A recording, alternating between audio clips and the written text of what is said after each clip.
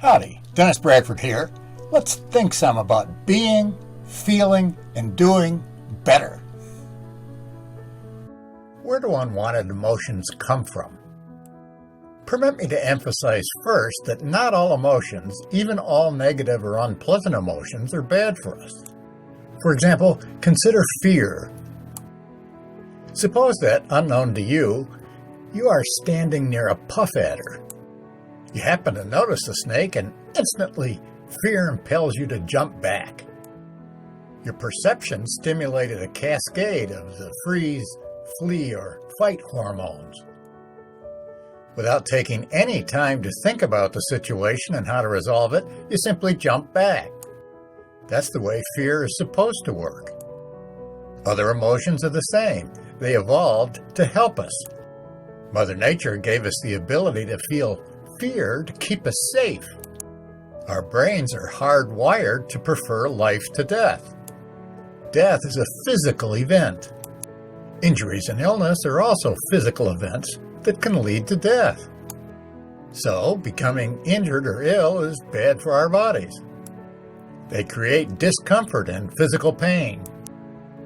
They are bad. We don't want them. We learn to fear them. So, fear is really always a fear of feelings. We fear both physical feelings, such as pain, and other unwanted emotional feelings as well. In fact, what we usually fear are other emotional feelings that we don't want, such as agony, grief, or rage. The ratio varies from person to person, but when we are fearful, we typically fear physical feelings perhaps 5 or 10% of the time, and fear emotional feelings 90 or 95% of the time.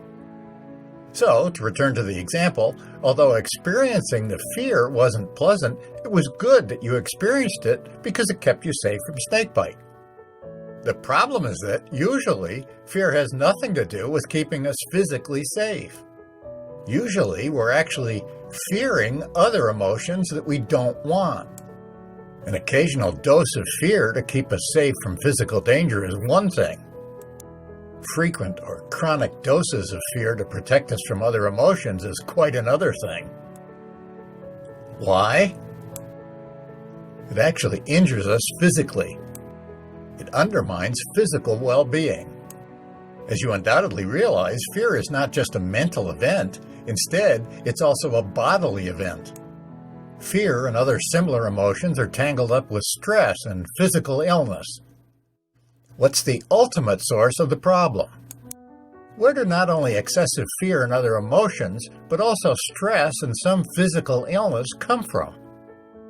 If you saw the video that compared emotional problems like excessive fear to drowning children, what's creating all the distress? We are. We're actually doing it unintentionally to ourselves. What? How can that be?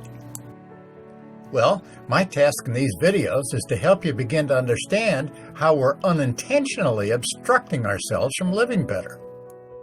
It's complicated to understand all the details. It'll take some patience as well as open-mindedness on your part for me to expose the real source of the problem in detail. You won't begin living better emotionally just by watching these videos. What then should you expect? You should expect to begin to understand why we often don't feel good emotionally and what we're able to do about it. Again, 90 or 95% of fears are not worth their cost. We'd be better off without them. I'm not a sage myself.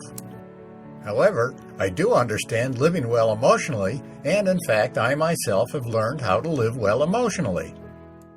It's taken me a long time. If you're open-minded and pay attention to these videos, I hope to shorten your learning curve. For today, let me quote a sage who will give you the big picture in a few simple words. In Peace in the Present Moment, Eckhart Tolle writes, quote, "Reality is a unified whole, but thought cuts it up into fragments. This gives rise to fundamental misperceptions, for example, that there are separate things and events."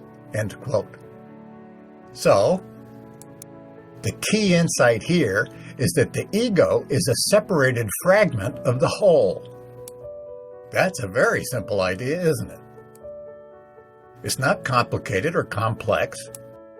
All emotional distress, all sorrow, all anguish and suffering, all discontent come from the separation between the ego and everything else. Unity heals. Disunity hurts. Merely thinking about unity doesn't heal by itself, but it can be a precursor to healing.